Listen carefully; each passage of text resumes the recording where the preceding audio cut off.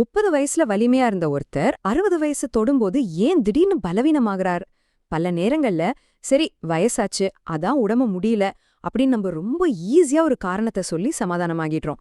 ஆனா இந்த பலவீனத்தை வயசாகுவதுன்னு ஒரு கட்டாயமான பகுதியா நம்ம ஏன் ஏத்துக்கணும்? உண்மையாகவே உடல் சொல்லும் காரணம் வேறாக இருக்கலாம். நீண்ட நாட்களாக எனக்கு தேவையான எரிபொருள் கிடைக்கவில்லை அப்படிங்கறது தான் பலரின் மறைந்த உண்மை. வண்டில பெட்ரோல் குறையும் போது வண்டி திக்கித் திணற மாதிரி உடலுக்கு தேவையான எரிபொருள் சரியா கிடைக்காதப்போ உடல் நலம் மெல்ல மெல்ல தேய்மானமடைய ஆரம்பிக்குது. இங்கேதான் பலரும் கவனிக்க தவறுகிற ஒரு முக்கியமான இடம் இருக்கு. இந்த இயல்பான அறிகுறிகளை கொஞ்சம் கவனிங்க. கொஞ்ச தூரம் நடந்தாலே உடம்புல ஒரு பெரிய சோர்வு, படிக்கட்டுல ஏறும்போது மூச்சு திணறல், கால்கள்ல வலி, ஒரு பொருளை இறுக்கமா பிடிக்க முடியாம கைகள்ல சக்தி குறைவு, சிலருக்கு தூக்கமின்மை, இன்னும் சிலருக்கு நினைவாற்றல் மங்குதல். இந்த மாதிரி விஷயங்களை நாம என்ன பண்றோம்? இது சாதாரண வயதான காலத்துக்கான மாற்றங்கள் அப்படின்னு தப்பா நினைச்சுக்கிறோம். ஆனா இது வெறும் வயசாவதால் வரக்கூடிய பிரச்சனை இல்ல. இது உங்க உடம்ப உங்களுக்கு கொடுக்கிற ஒரு எச்சரிக்கை மணி.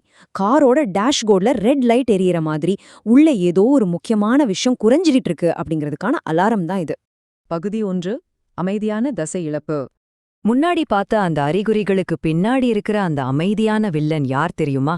எந்த ஒரு பெரிய வலியும் இல்லாம நம்ம உடம்புல இருக்கிற தசைகள் நம்மள அறியாமலேயே கொஞ்சம் கொஞ்சமா கரைய ஆரம்பிக்கும். இப்போ ஒரு முக்கியமான உண்மைக்கு வருவோம். இந்த தசை இழப்புக்கும் பலவீனத்துக்கும் உண்மையான ஆணிவேர் என்ன? அது வெறும் வயது கிடையாது, அது புரத குறைபாடு. ஆமா, புரோட்டீன் குறைபாடு தான் இதற்கெல்லாம் மூல காரணம். நம்ம ஊர்ல பல முதியவர்கள் தங்களுக்கு தேவையான சத்துக்களை சரியா எடுத்துக்கிறதில்ல. புரோட்டீன் அப்படின்னா அது ஜிம்முக்கு போற இளைஞர்களுக்கான விஷயம்னு ஒரு தப்பான எண்ணம் இருக்கு. ஆனா முதியவர்களுக்கு புரதம் அப்படிங்கிறது ஒரு உயிர்காக்கும் சத்து. அதுதான் ஒரு 60 வயது உடம்பு தாங்கி பிடிக்கும் செங்கல் மற்றும் சிமெண்ட் மாதிரி. பகுதி 2, அறிவியலும் புரத குறைபாடும். வயசான உடம்புல நம்ம சாப்பிட்ற சாப்பாடு எப்படி வேலை செய்யுது? ஏன் சாதாரண சாப்பாடு மட்டும் பத்த மாட்டேங்குது? இங்க அனபாலிக் ரெசிஸ்டன்ஸ் அப்படிங்கிற வார்த்தையை நல்லா கவனிங்க. இதுதான் திருப்புமுனை. அனபாலிக் ரெசிஸ்டன்ஸ் அப்படின்னா என்ன? ஒரு சின்ன உதாரணம் சொல்றேன். ஒரு புது ஸ்பாஞ்ச் இருக்குன்னு வச்சுக்கோங்க. அதுல தண்ணியை ஊத்துனா உடனே உறிஞ்சுக்கும். இளமையில நம்ம உடம்பும் அப்படிதான். ஒரு சாதாரண உணவு சாப்பிட்டாலே உடம்பே தசைகளை சீரமைக்கும் வேலை நடந்துவிடும். ஆனா ஒரு பழைய காய்ந்து போன ஸ்பாஞ்சில் தண்ணியை ஊத்துனா என்னாகும்? முதல்ல தண்ணியை உள்ள வாங்க மறுக்கும். நிறைய தண்ணி ஊத்துனாதான் கொஞ்சம் கொஞ்சமா உறிஞ்ச ஆரம்பிக்கும். 60 வயதுக்கு மேல் நம்ம உடம்பும் அப்படிதான். அதே அளவு புரதத்தை கொடுத்தாலும் உடம்பால அதை முழுமையா பயன்படுத்த முடியாது. உடம்பு அந்த புரதத்தை சரிவர பயன்படுத்தாம எதிர்ப்பு காட்டுது. இதனாலதான் நீங்க எவ்வளோதான் நார்மலா சாப்பிட்டாலும் தசைகளை சீரமைக்கும் செயற்பாடு ரொம்ப ரொம்ப மெதுவா நடக்குது. இந்த எதிர்ப்போட இறுதி விளைவு என்ன ஆகுது? அதுதான் சார்கோபீனியா, அதாவது வருடத்திற்கு சிறிய அளவில் நடக்கும் தசையிழப்பு. கரப்பாம்பூச்சி மரத்தை உள்ளுக்குள்ளேயே அரிக்கிற மாதிரி இது சத்தமில்லாமல் நடக்கும். இது இயற்கையா நடக்கிற ஒரு விஷயமா இருந்தாலும் இதோட தாக்கம் ரொம்பவே அபாயகரமானது. ஒரு கட்டத்துல நாற்காலியிலிருந்து எழுவது கூட கஷ்டமாகிடும். நீண்ட நேரம் நடக்க முடியாது. பலருக்கு கைப்பிடி இல்லாமல் கழிவறை போகவே பயமா இருக்கும். இது வெறும் பலவீனம் அல்ல, இது உங்க சுதந்திரத்தை நீங்களே இழக்கிற ஒரு நிலை. உடல் சமநிலை குறைஞ்சு கீழே விழுவதற்கான ஆபாயம் அதிகரிக்கும். வயதான காலத்துல கீழே விழுவது எவ்வளவு பெரிய ஆபத்து, அது குடும்பத்தை எவ்வளவு தூரம் பாதிக்கும்னு உங்களுக்கு நல்லாவே தெரியும். இந்த சுழற்சிய கொஞ்சம் உற்று பாருங்க. இது ஒரு ஆபத்தான வட்டத்தை ரொம்ப தெளிவா காட்டுது. முதல்ல முதியவர்களுக்கு பசி குறையும். கொஞ்சம் சாப்பிட்டாலே வயிறு நிறைஞ்ச மாதிரி இருக்கும். அதனால உடம்புக்கு போகும் புரதம் குறையுது. உடனே உடல் எடை குறையும். பலரும் அப்பாடா எடை குறைஞ்சிருக்கு நல்லதுதானே அப்படின்னு தப்பா நினைப்பாங்க. ஆனா குறைவது கொழுப்பு அல்ல, தசைகள். தசைகள் குறைஞ்சா இயற்கையாகவே உடலின் இயக்கம் குறைஞ்சு பலவீனம் அதிகரிக்கும். பலவீனம் வந்தா நம்ம வேலைகள் குறைஞ்சிடும், நடக்கிறது வேலை செய்யறது எல்லாம் குறைஞ்சிடும். உடல் இயக்கம் குறைஞ்சா மீண்டும் தசை இழப்பு அதிகமாகும். இது ஒரு முடிவில்லாத இருட்டு சுழற்சி. இத உடைக்க உடம்புக்கு தொடர்ந்து நல்ல புரதம் எனும் மூலப்பொருள் தேவை. பகுதி 3, சோயா பால் ஒரு சிறந்த தீர்வு. இந்த ஆபத்தான சுழற்சியை உடைக்க ஒரு எளிமையான தீர்வு இருக்கு. அதுதான் சோயா பால். இப்போ நீங்க யோசிக்கலாம், புரதம்னா முட்டை சாப்பிடலாமே அப்படின்னு. முட்டை ஒரு சிறந்த புரத ஆதாரம் தான், சந்தேகமே இல்ல. ஆனா 60 வயசுக்கு மேல முட்டை எல்லாருக்கும் சரியா பொருந்துமா? பல முதியவர்களுக்கு செரிமான பிரச்சனை வரும், சிலருக்கு கொலஸ்ட்ரால் பயம் இருக்கும், சிலர் மருத்துவர் ஆலோசனையால முட்டையை தவிர்க்கிறாங்க. இங்கதான் சோயா பால் ஒரு அருமையான மாற்று வழியாக மாறுது. இதுல லாக்டோஸ் கிடையாது, செரிமானத்திற்கு ரொம்பவே எளிது, முதியவர்களுக்கு 100% பாதுகாப்பானது. சாதாரண பால் குடிச்சா வயிறு உப்பசமாகிறவங்களுக்கு கூட இது ஒரு வரப்பிரசாதம் மாதிரி.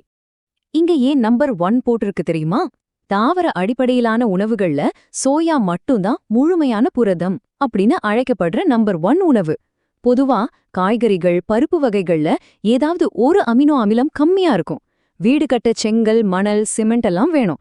அதுல சிமெண்ட் இல்லைனா வீடு ஸ்ட்ராங்கா இருக்காது இல்லையா? அது போலதான். ஆனா சோயாவுல மட்டும்தான் உடம்புக்கு தேவையான அத்தனை அத்தியாவசிய அமினோ அமிலங்களும் முழுமையா இருக்கு. அதனாலதான் இது முதியவர்களுக்கு ஒரு பெர்ஃபெக்ட் மேட்ச். சோயால இருக்கிற இந்த லியூசின் அப்படிங்கிற அமினோ அமிலம் ஒரு சாதாரண சத்து கிடையாது. இது ஒரு தூண்டுகோல். அதாவது நம்ம உடம்புக்கு உடனே தசைகளை சீரமைக்கும் வேலையை ஆரம்பி அப்படின்னு ஒரு வலுவான அலாரம் அடிக்கிறது இந்த லியூசின் தான். வயதான உடம்புல புரதத்தை ஏத்துக்கிற தன்மை மெதுவா நடக்கும்னு முன்னாடியே பார்த்தோம் இல்லையா? அந்த தூக்கத்துல இருக்கிற சீரமைக்கும் சிஸ்டத்தை தட்டி எழுப்புற சைட் என்ஜினியர் தான் இந்த லியூசின். இது நிஜ வாழ்க்கையில எப்படி நடக்குதுன்னு ஒரு உதாரணம் பார்த்தோம்னா உங்களுக்கு இன்னும் தெளிவா புரியும்.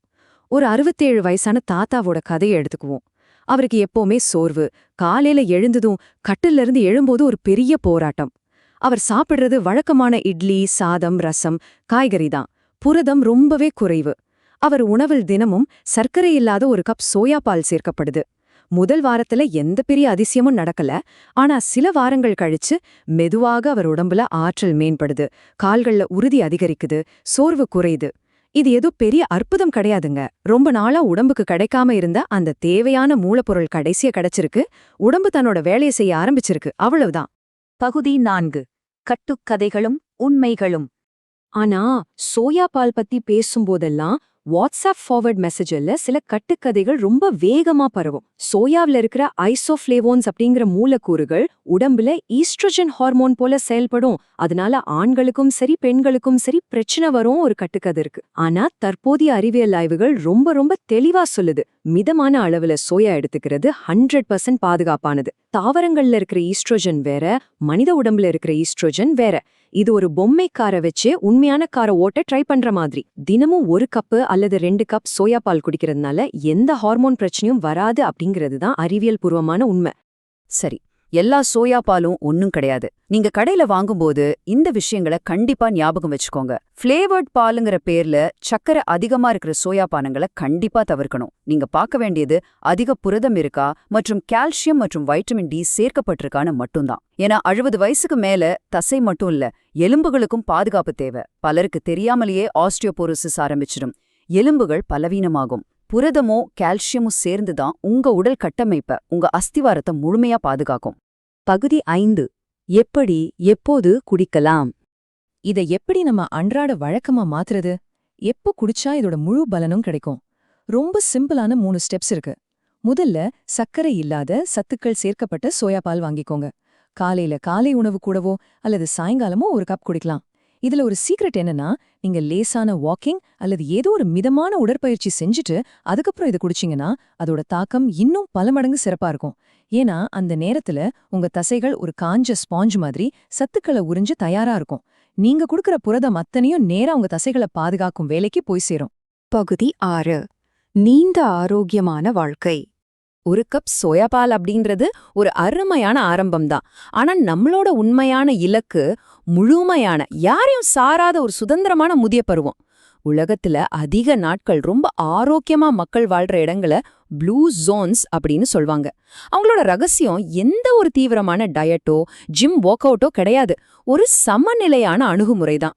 தொடர்ச்சியாக தரமான புரதம் எடுத்துக்கிறது, தினமும் உடம்பு ஆக்டிவா வச்சுக்கிறது, தோட்ட வேலை செய்யறது, வாக்கிங் போறது, சரியான தூக்கம் மற்றும் போதுமான தண்ணீர் குடிப்பது.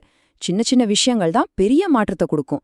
இது எல்லாம் சேரும்போதுதான் உங்க உடம்பு வயசானாலும் முழுமையா உடைஞ்சு போகாம உறுதியா நிக்கும். நம்ம ஊர் பெரியவங்க பல நேரங்கள்ல தங்களுக்கு என்ன வேணும்னு நினைக்காம பிள்ளைங்களுக்காக குடும்பத்துக்காகவே வாழ்ந்து தங்களோட ஆரோக்கியத்தை மறந்துடுவாங்க. ஆனா இங்க நீங்க புரிஞ்சுக்க வேண்டிய ஒரு ஆழமான உண்மை என்னன்னா, ஒரு குடும்பத்தோட உணர்ச்சி பூர்வமான தூண் நீங்க தான். உங்களோட வலிமை குறைஞ்சா உங்க குடும்பத்தோட நிலைத்தன்மையும் பாதிக்கப்படும். அதனால உங்க தசைகளை பாதுகாக்கிறது உங்களுக்கான விஷயம் மட்டும் இல்ல, அது உங்க குடும்பத்துக்கு நீங்க கொடுக்குற ஒரு மிகப்பெரிய பரிசு. லைஃப் ஸ்பேன் மட்டும் போதாது, ஹெல்த் ஸ்பேன் ரொம்ப முக்கியம். நீண்ட நாட்கள் வாழ்வது மட்டும் போதாது, சுயமாக தைரியமாக நடமாடும் திறன் அதை விட முக்கியம். உங்க உடம்பு கேட்குற அந்த எரிபொருளை இன்னிக்கே கொடுக்க ஆரம்பிங்க. உங்களுக்கான அந்த 1 கப் எரிபொருளை இன்னிக்கு குடிக்க ஆரம்பிக்கலாமா?